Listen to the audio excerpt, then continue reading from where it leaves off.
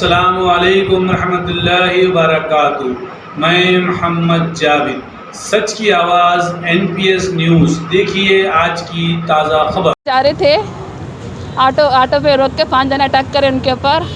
उनके 5 बेटे हैं, अजीज़, वसीम, रियाज, पूरे 5 बेटे, उनका दामाद इन रहमान और शौकत मिलके हाथ पकड़े गए थे, अटैक करे। कैमरे में CCTV कैमरे में पूरा है, वहाँ पे जाके आप लोग देख ले सकते हैं। मेरे आदमी की जान का धोखा है, बहुत खून बहुत बह रहा, उनको दूसरे दवाखाने में शिफ्ट करो बोल रहे, ऑपरेशन करने की सख्त ज़रूरत है कहते।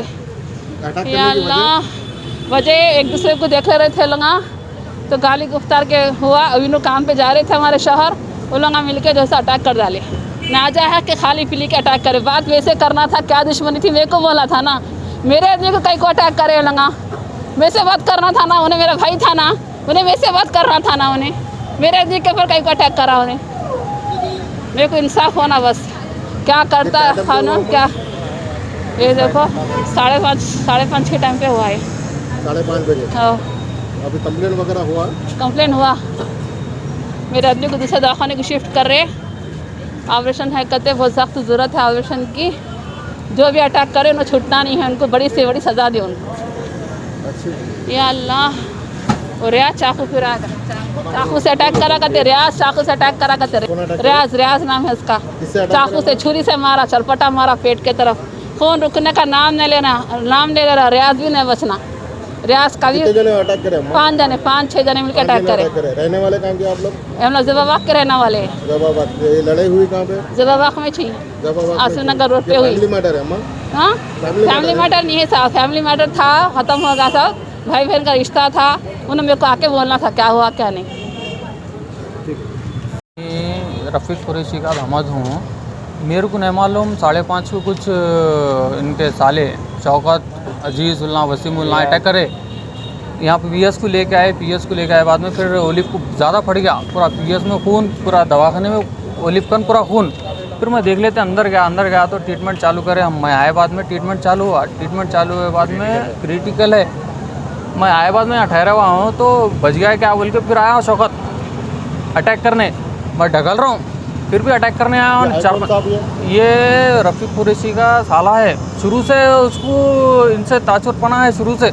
और एक बात, ये हर टाइम ऐसी है इसका, पलट के 2-4 दिन से उनको घुरमगारी कर रहे थे। आज कारोबार को जा रहे हो 5 बजे, रुका के उनके घर कन बोल रहा कहते इसको तो मारना है बोल के अटैक करे। और CC कैमरे है वहाँ पर ज़िबाबाग में, जहाँ अटैक करके रुका के मारे उनको। और 6-7 जने पकड़ के मार दो उसको बोल के। कैंची से अटैक करे, हाँ। और CC कैमरे वहाँ पर ऑलरेडी है सामने। पीछे से एक जने पकड़े, 4 जने पकड़ लिए। शौकत बोल रहा मार दो उसको, आज मार देना चाहिए उसको बोल के।